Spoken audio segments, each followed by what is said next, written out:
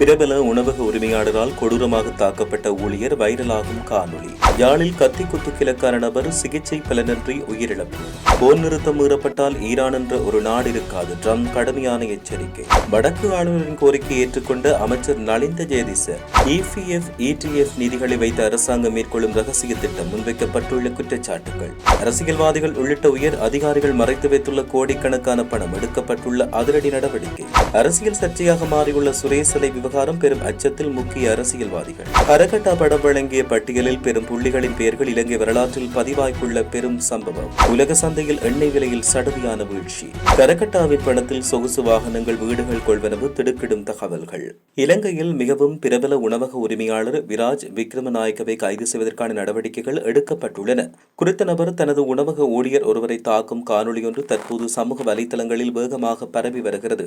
மேற்படி காணொலியில் ஊழியர் ஒருவரை மிகவும் கொடூரமான முறையிலும் அவமதிக்கும் வகையிலும் அவர் நடத்தும் விதம் பதிவாகியுள்ளது. விற்பனை இலக்குகளை எந்த ஒரு ஊழியரும் எட்டவில்லை என்று குறித்த ஊழியர் மீது தாக்குதல் நடத்தப்பட்டுள்ளது. அத்துடன் ஊழியர்களின் அநாகரிகமான வார்த்தைகளால் திட்டிய காட்சி அந்த காணொலியில் பதிவாகியுள்ளதாக தெரிவிக்கப்பட்டுள்ளது. யாழில் கத்திக்குத்து தாக்குதலுக்கு உள்ளான நபரொருவர் சிகிச்சை பலனின்றி உயிரிழந்துள்ளார். ரகு துஷ்யந்தன் என்ற 39 வயதுடைய நபரை இவ்வாறு உயிரிழந்தார். மேலும் இதுகுறித்து தெரிய வருகையில் வட்டுக்கோட்டை காவல்துறை பிரிவுக்குட்பட்ட தொல்புரம் பகுதியில் கடந்த 22ஆம் தேதி கத்திக்குத்து தாக்குதல் இடம்பெற்றது. இதன்போது வயிற்றில் படுகாயமுற்ற நபர் சிகிச்சைக்காக யாழ் போதனா வைத்தியசாலையில் அனுமதிக்கப்பட்டார். சிகிச்சை பெற்று வந்த அவர் சிகிச்சை பலனின்றி நேற்று இரவு உயிரிழந்துள்ளதாக தெரிவிக்கப்பட்டுள்ளது.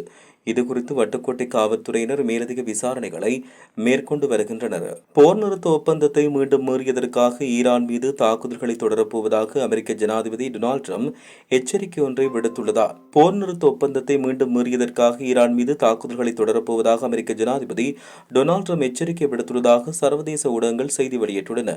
இது தொடர்பாக தன்னுடைய ட்ரூத் சோஷியல் தளத்தில் கருத்து வெளியிட்ட டொனால்ட் ட்ரம்ப் போர் நிறுத்த ஒப்பந்தத்தை மீண்டும் மீறியதற்காக ஈரானின் ஏவுகணை மற்றும் ட்ரோன்கள் மற்றும் கடலோர ரேடர் தளங்கள் மீது அமெரிக்க விமானங்கள் தாக்குதல் நடத்தியுள்ளன. நாம் இனிமேலும் நியாயமாக நடந்து கொள்ள முடியாத நிலை வரலாம். அப்போது நாம் மிகவும் வெற்றிகரமாக தொடங்கிய பணியை ராணுவ ரீதியாக முடிக்க நிர்பந்திக்கப்பட்டுள்ளோம். அப்படி நடந்தால் ஈரான் என்ற ஒரு நாடு இருக்காது என்றும் அவர் இதன்போது தெரிவித்தார்.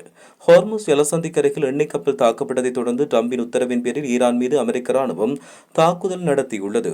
வடமாகாண சுகாதார திணைக்களத்துக்கான நிதி ஒதுக்கீட்டை அதிகரிப்பது உள்ளிட்ட பல்வேறு அத்தியாவசிய தேவைகள் தொடர்பில் வடமாகாண ஆளுநர் வேதநாயகனால் முன்வைக்கப்பட்ட கோரிக்கைகளை சுகாதார மற்றும் ஊடகத்துறை அமைச்சர் நலிந்த ஜேதிச ஏற்றுக்கொண்டுள்ளார். ஏனைய மாகாணங்களைப் போலன்றி வடக்கில் மாவட்ட பொது மருத்துவமனைகள் மாகாண சபையின் கீழ் இயங்குவதை கருத்தில் கொண்டு நிதி ஆணைக்குழுவுடன் கலந்துரையாடி விசேட மேலதிக நிதி ஒதுக்கீடுகள் பெற்றுத்தரப்படும் என்று அமைச்சர் உறுதியளித்தார். வடமாகாண சுகாதாரத்துறை மேம்பாடு தொடர்பான விசேட உயர்மட்ட கலந்துரையாடல் ஆளுநர் செயலகத்தில் நேற்று இடம்பெற்றது. அமைச்சர் நலிந்த ஜேதிச, அமைச்சர் சந்திரசேகர் மற்றும் ஆளுநர் வேதநாயகன் ஆகியோர் கூட்டாக தலைமை தாங்கி இந்த கூட்டத்தில் மத்திய சுகாதார அமைச்சின் செயலாளர் உள்ளிட்ட உயர் அதிகாரிகளும் இதில் கலந்து கொண்டிருந்தனர். தற்போதைய தேசிய மக்கள் சக்தி அரசாங்கம் ஊழியர்களின் சேமலாப நிதி மற்றும் ஊழியர்களின் நம்பிக்கை நிதி ஆகியவற்றை ஒன்றிணைக்க முயற்சிப்பதாக முன்னணி சோசலிச கட்சி குற்றம் சுமத்தியுள்ளது. கடந்த 15ஆம் தேதி இடம்பெற்ற அமைச்சரவை கூட்டத்தின் பொழுது இந்த இரு நிதிகளையும் ஒன்றிணைப்பதற்கான தீர்மானம் நிறைவேற்றப்பட்டதாகவும் இது ஊழியர்களுக்கு சொந்தமான நிதிகளை கொள்ளையடிக்கும் முயற்சியின் ஒரு பகுதி என்றும் குறித்த கட்சித் தலைவர் குமார் குணரத்னம் சுட்டிக்காட்டினார். அண்மையில் நடந்த ஒரு கலந்துரையாடலின் போது இந்த நாட்டில் உழைக்கும் மக்கள் பல ஆண்டுகளாக அனுபவித்து வரும் மகத்தான நிதி பாதுகாப்பு கடுமையான அபாயத்தில் உள்ளது என்பது கட்சி தலைமையின் கவனத்துக்கு கொண்டுவரப்பட்டுள்ளதாக தெரிவிக்கப்படுகிறது. நாட்டில் பாரியளவிலான லஞ்சம் மற்றும் ஊழலை அம்பலப்படுத்தும் நபர்களை பாதுகாக்க லஞ்ச அல்லது ஊழல் விசாரணை ஆணைக்குழு நடவடிக்கை எடுத்துள்ளது. அரசியல்வாதிகள், அவர்களது குடும்ப உறுப்பினர்கள், நெருங்கிய கூட்டாளிகள் மற்றும் உயர் அரச பதவிகளில் உள்ளோர் உள்ளிட்ட பல்வேறு குழுக்களின் கோடிக்கணக்கான ரூபாய் சம்பந்தப்பட்டதாக கூறப்படும் லஞ்ச வழக்குகள் தொடர்பான தகவல்களை அம்பலப்படுத்தும் நபர்களை பாதுகாக்க நடவடிக்கைகள் எடுக்கப்பட்டு வருவதாக தெரிவிக்கப்பட்டு வருகிறது. சுரேஷ் அலை தொடர்பான விவகாரத்தை தற்போது சில தரப்பினர் அரசியல் பிரச்சனையாக மாற்றி அரசியல் சர்ச்சையாக முன்னெடுத்து வருவதாக முன்னாள் அமைச்சர் வாசுதேவ நாணயக்கார குறிப்பிட்டுள்ளார். கொழும்பில் இன்று நடைபெற்ற ஊடகவியலாளர் சந்திப்பில் கலந்து கொண்டு கருத்து தெரிவித்த போதே அவர் இந்த விடயத்தை தெரிவித்தார். சுரேஷ் சிலை தொடர்பான விவகாரத்தை தற்போது சில தரப்பினர் அரசியல் பிரச்சனையாக மாற்றி அரசியல் சர்ச்சையாக முன்னெடுத்து வருவதாகவும் அவர் தெரிவித்துள்ளார். திட்டமிட்ட குற்றச்செயல்களில் ஈடுபடும் கும்பலின் தலைவரான ஹரகட்டா அல்லது நதுன் சிந்தகவிடமிருந்து பணம் பெற்றுக் கொண்ட பட்டியல் நீண்டு செல்வதாகவும் இதில் பெரும் புள்ளிகள் சிக்கப் போவதாகவும் தெரிவிக்கப்படுகிறது. இலங்கை வரலாற்றில் பெரும் லஞ்சம் கொடுத்த சம்பவமாக இது பதிவாகும் என்று விசாரணை அதிகாரிகள் குறிப்பிட்டனர். கரகட்டாவின் மூத்த சகோதரர் லொக்கு மெல்லி அளித்த வாக்குமூலத்தில் இவ்வாறு தெரிவிக்கப்பட்டுள்ளது. கரகட்டாவை கொலை செய்வதற்கான ஒரு திட்டவட்டமான செய்தி கிடைத்ததன் பின்னர் குற்றப்புலனாய்வு திணைக்களத்தின் பணிப்பாளர், பாதுகாப்பு அமைச்சின் செயலாளர் ஆகியோருக்கு பணம் வழங்கப்பட்டதாகவும் 20 கோடி ரூபாய் பணம் வழங்கப்பட்டதாக லொக்கு மெல்லி கூறியுள்ளதாக தெரிவிக்கப்பட்டுள்ளது. உலகளாவிய எரிசக்தி சந்தையில் மசகு எண்ணெய் மற்றும் இயற்கை எரிவாயுவின் விலைகள் வீழ்ச்சியினை பதிவு செய்துள்ளதாக சர்வதேச ஊடகங்கள் செய்தி வெளியிட்டுள்ளன. அதன்படி இன்றைய தினம் WTI ரக மசகு எண்ணெய் பீப்பாய் ஒன்றின் விலை 69.23 அமெரிக்க டாலராக பதிவாகியுள்ளது. அதேவேளை சர்வதேச அளவில் பரவலாக பயன்படுத்தப்படும் பிரெஞ்சு ரக மசகு எண்ணெய் பீப்பாய் ஒன்றின் விலை 71.99 அமெரிக்க டாலராக காணப்படுகிறது. அதனுடன் இயற்கை எரிவாயுவின் விலையும் இன்று வீழ்ச்சியை சந்தித்துள்ளது.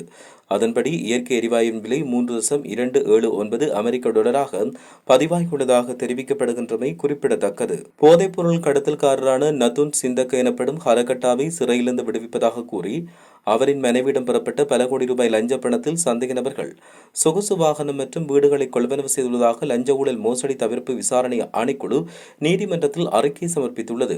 முன்னாள் அமைச்சர் விஜயதாச ராஜபக்சவின் மகன் ரகித ராஜபக்ஷ, சரித் அபேசிங்க மற்றும் அருண ஸ்ரீ சதுரங்க வருஷ கன்னதி ஆகியோர் இவ்வாறு லஞ்ச பணத்தை தமது தனிப்பட்ட தேவைக்கு பயன்படுத்தியுள்ளதாக தெரிவிக்கப்பட்டுள்ளது.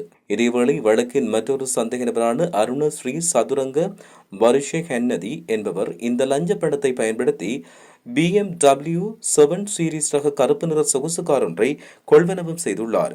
தற்போதைய தேசிய மக்கள் சக்தி அரசாங்கம் ஊழியர்களின் சேமலாப நிதி மற்றும் ஊழியர்களின் நம்பிக்கை நிதி ஆகியவற்றை ஒன்றிணைக்க முயற்சிப்பதாக முன்னணி சோசலிச கட்சி குற்றம் சுமத்தியுள்ளது. கடந்த 15ஆம் தேதி இடம்பெற்ற அமைச்சரவை கூட்டத்தின் பொழுது இந்த இரு நிதிகளையும் ஒன்றிணைப்பதற்கான தீர்மானம் நிறைவேற்றப்பட்டதாகவும் இது ஊழியர்களுக்கு சொந்தமான நிதிகளை கொள்ளையடிக்கும் முயற்சியின் ஒரு பகுதி என்றும் குறித்த கட்சித் தலைவர் குமார் குணரத்னம் சுட்டிக்காட்டினார்.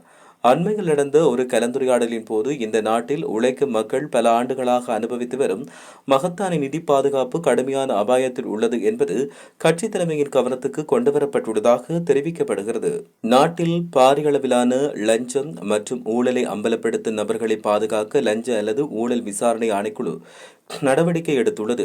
அரசியல்வாதிகள், அவர்களது குடும்ப உறுப்பினர்கள், நெருங்கிய கூட்டாளிகள் மற்றும் உயர் அரச பதவிகளில் உள்ளோர் உள்ளிட்ட பல்வேறு குழுக்களின் கோடிக்கணக்கான ரூபாய் சம்பந்தப்பட்டதாக கூறப்படும் லஞ்ச வழக்குகள் தொடர்பான தகவல்களை அம்பலப்படுத்தும் நபர்களை பாதுகாக்க நடவடிக்கைகள் எடுக்கப்பட்டு வருவதாக தெரிவிக்கப்பட்டு வருகிறது. சுரேஷ் சிலை தொடர்பான விவகாரத்தை தற்போது சில தரப்பினர் அரசியல் பிரச்சனையாக மாற்றி அரசியல் சர்ச்சையாக முன்னெடுத்து வருவதாக முன்னாள் அமைச்சர் வாசுதேவ நாணயக்கார குறிப்பிட்டுள்ளார். கொழும்பில் இன்று நடைபெற்ற ஊடகவியலாளர் சந்திப்பில் கலந்து கொண்டு கருத்து தெரிவித்த போதே அவர் இந்த விடயத்தை தெரிவித்தார். சுரேஷ் சிலை தொடர்பான விவகாரத்தை தற்போது சில தரப்பினர் அரசியல் பிரச்சனையாக மாற்றி அரசியல் சர்ச்சையாக முன்னெடுத்து வருவதாகவும் அவர் தெரிவித்துள்ளார். திட்டமிட்ட குற்றச்செயல்களில் ஈடுபடும் கும்பலின் தலைவரான ஹரகட்டா அல்லது நதுன் சிந்தகவிடமிருந்து பணம் பெற்றுக் கொண்ட பட்டியல் நீண்டு செல்வதாகவும் இதில் பெரும் புள்ளிகள் சிக்கப் போவதாகவும் தெரிவிக்கப்படுகிறது. இலங்கை வரலாற்றில் பெரும் லஞ்சம் கொடுத்த சம்பவமாக இது பதிவாகும் என்று விசாரணை அதிகாரிகள் குறிப்பிட்டனர். கரகட்டாவின் மூத்த சகோதரர் லொக்கு மெல்லி அளித்த வாக்குமூலத்தில் இவ்வாறு தெரிவிக்கப்பட்டுள்ளது. கரகட்டாவை கொலை செய்வதற்கான ஒரு திட்டவட்டமான செய்தி கிடைத்ததன் பின்னர் குற்றப்புலனாய்வு திணைக்களத்தின் பணிப்பாளர், பாதுகாப்பு அமைச்சின் செயலாளர் ஆகியோருக்கு பணம் வழங்கப்பட்டதாகவும் 20 கோடி ரூபாய் பணம் வழங்கப்பட்டதாக லொக்கு மெல்லி கூறியுள்ளதாக தெரிவிக்கப்பட்டுள்ளது.